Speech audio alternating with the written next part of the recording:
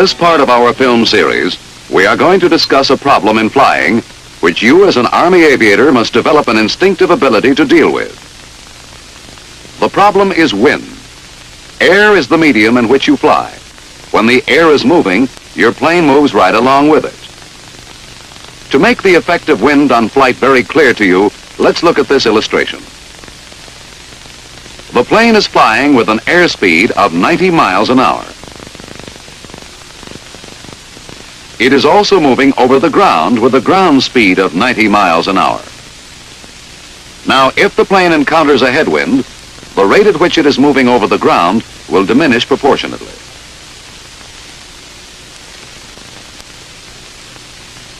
In this case, the headwind increases to 90 miles per hour, and our ground speed decreases to 0 miles per hour. The plane will make no progress over the ground at all. However, understand this, an aircraft's airspeed is never affected by wind. This aircraft's thrust is still moving it through the air at the rate of 90 miles an hour. The only effect that the wind has is to alter the ground speed. Let's look at it this way. If the headwind were only 30 miles an hour, the ground speed would be 90 less 30, or 60 miles an hour. The aviator has not touched his throttle or changed his altitude. Airspeed is still 90 miles an hour.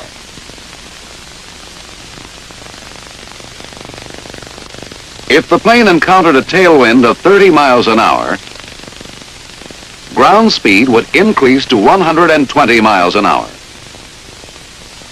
90, which is the plane's speed, and 30, which is the wind velocity.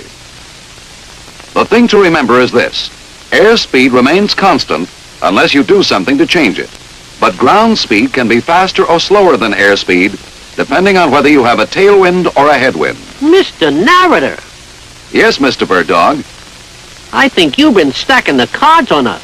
How come?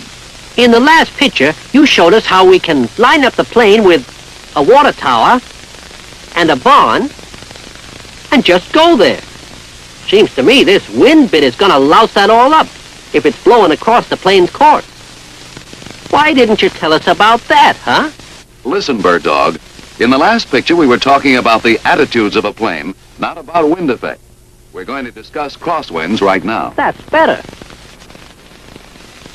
With a crosswind, you will have trouble keeping the nose of the plane lined up with the course over the barn.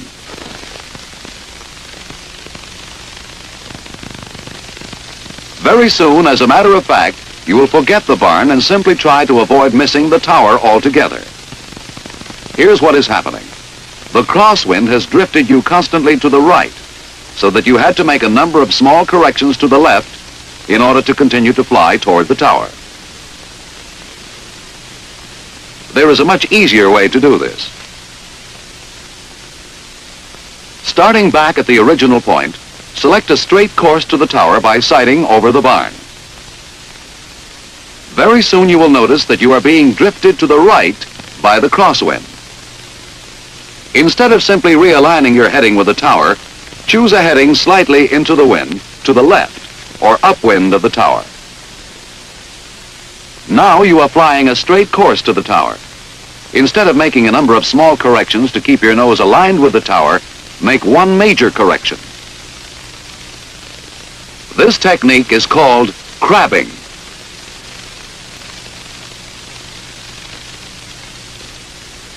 Judging how much correction you will have to make for various crosswind situations can only be learned by experience.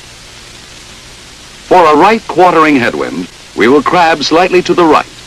The degree of crab will depend on the wind's velocity. Wind's effect on your plane helps you to determine its direction and velocity by the way it affects the course of your plane. With a left quartering tailwind, your ground speed will increase, and you must crab to the left to maintain your course. Knowing the direction and velocity of the wind is necessary in pre-planning the maneuvers we will deal with.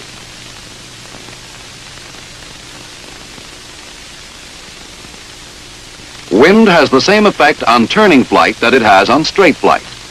First, let's watch this plane make a constant rate turn without any wind to deal with. an angle of bank is established and held constant throughout the turn. Both airspeed and ground speed are the same, since there is no wind. Now let's suppose that there is a 20-mile-an-hour headwind. As the plane starts its circle, we will maintain the same angle of bank that we used last time.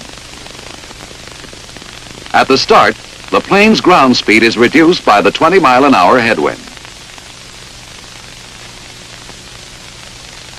As we maintain this constant bank attitude, the aircraft drifts downwind at the rate of 20 miles an hour. Then, as it turns further, it has the full 20-mile-an-hour tailwind added to its ground speed. Moving on, it goes again into a crosswind and drifts further downwind. Finally, again into a headwind, its ground speed is diminished, and when it should be arriving at its starting point, it is actually about here. If the plane continued to circle, its course would look like this, covering less ground upwind and more ground downwind, so that the circle it is flying constantly drifts downwind. The proper way to fly a wind circle is to vary your angle of bank, and thus increase or decrease your rate of turn. This is how it is done. As you start the circle with a headwind, use a shallow bank so that your rate of turn is slow and you fly into the wind longer. As you proceed, constantly increase your angle of bank so that when you have the full tailwind, you are at your greatest angle of bank and your rate of turn is fast.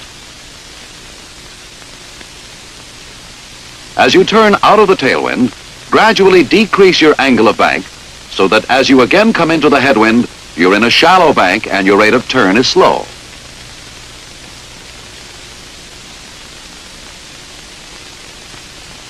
By using varying rates of turn, we have eliminated this problem and have overcome the drifting effect of the wind. Now let's re-examine what we have done and check our angle of bank at the key points of the circle. We start with a shallow bank and a slow rate of turn, since the headwind cuts our ground speed, and it will take us longer to cover this quarter of the circle. Here we are at a medium angle of bank, and our rate of turn has increased. As we cover the next quarter, we gradually increase our rate of turn to compensate for increasing ground speed as we come into a tailwind. At this point, with the full effect of the tailwind, we are at the steepest angle of bank, so that we turn at a rapid rate. Through the next quarter circle, we decrease our rate of turn as tailwind diminishes. At this point, we are again in a medium bank, which prevents us from drifting with the wind.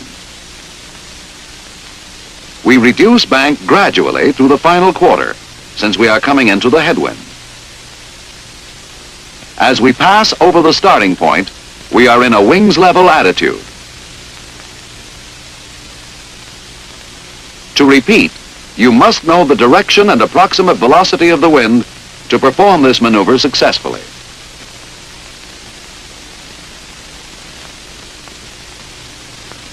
Being able to fly a perfect circle over a constant ground track is the mark of a really proficient aviator.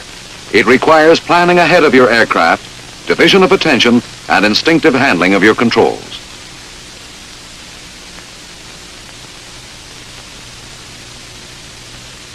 A maneuver which will help you to develop skill in flying a ground track is the rectangular course. To practice this exercise, select a square with well-defined sides. This road, tree line, creek, and dirt track form a good square. The sides are as they should be, about half a mile long. The object is to fly a course parallel to and 1,000 feet outside this square. Each turn must be a perfect arc 1,000 feet from the corner. Here we can use what we have just learned about the wind circle. We take the 4 quarters of the circle and move them out to the corners of the square.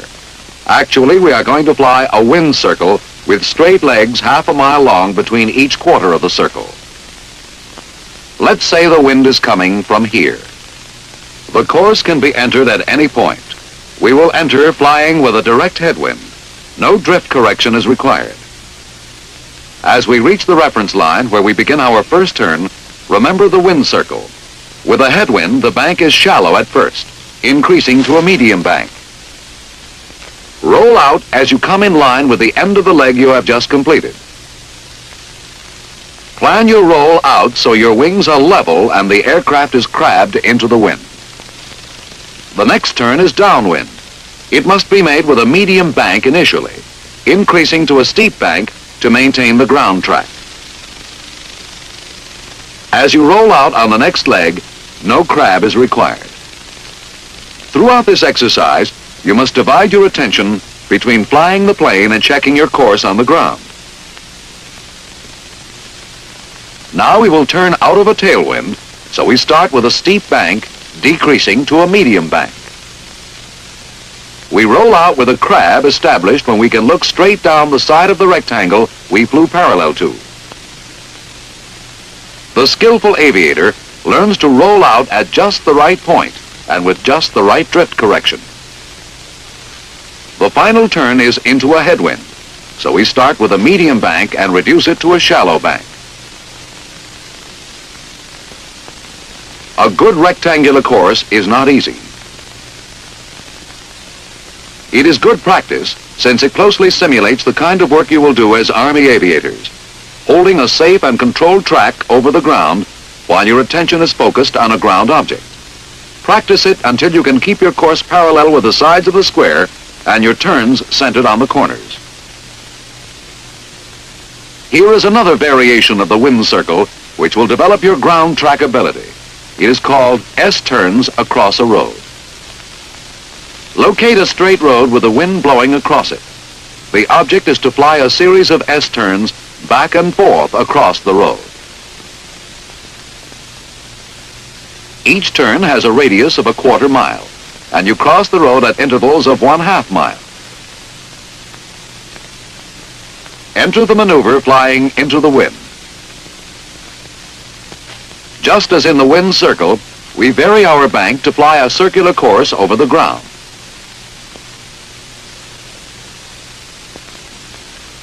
Plan your rollout so that your wings pass through level flight as you fly over the road. Then steep bank in the opposite direction, decreasing to shallow. And finally, wings level again over the road. Shallow bank into the wind, gradually increasing to steep bank downwind, then wings level over the road. This maneuver develops coordination and division of attention.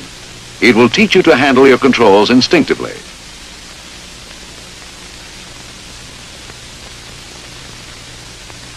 Still another practice maneuver based on the wind circle requires a well-defined crossroad with one road parallel with the wind. This maneuver is called an elementary 8. The object is to fly 2 circles, one on each side of the road which is parallel with the wind. The circles are bisected by the other road. Each circle is a 1/2 mile in diameter.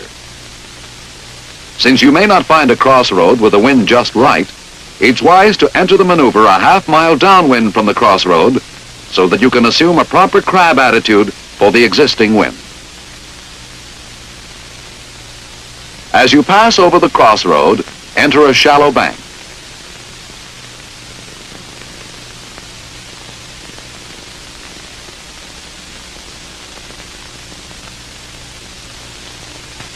Bank must be adjusted for wind drift throughout the circle, and you should arrive back over the crossroad with wings level and at the same angle of crab you started the maneuver with. Another circle in the opposite direction is started immediately. Shallow bank upwind to medium bank crosswind to steep bank downwind.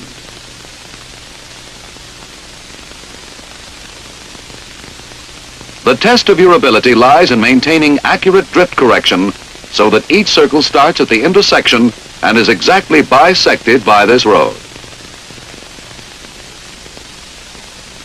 We cannot place too much stress on ground track maneuvers. They are Let me say it, narrator. You use too many fancy words. If you're gonna fly for the Army, you gotta fly like a bird. Think about that. Did you ever see a bird figuring about which way to crab or how steep to bank? They just know. You gotta just know too. You gotta start getting the feel of the air you fly in. Air is just as real as the ground you walk on. You can see that when you look at this. If the air is moving opposite to your course at the same speed you're moving into it, it can stop you cold. You gotta learn to beat the air at its own game. Don't let it push you around. To go where you want to, learn to set up a crab. The wind circle? Study it. Watch the birds. They know all about the wind circle. They got their wings the day they were born. The wind circle is the clue to the rectangular course. The S-turns. And the elementary eights. As a matter of fact, the wind circle is the clue to flying. Well, thanks, Bird Dog. You pretty well wrapped it up. When you've mastered the maneuvers in our next film, you'll really begin to feel at home in the air. In Part 4, we will study the mechanics of confidence maneuvers, steep turns, stalls, and spins.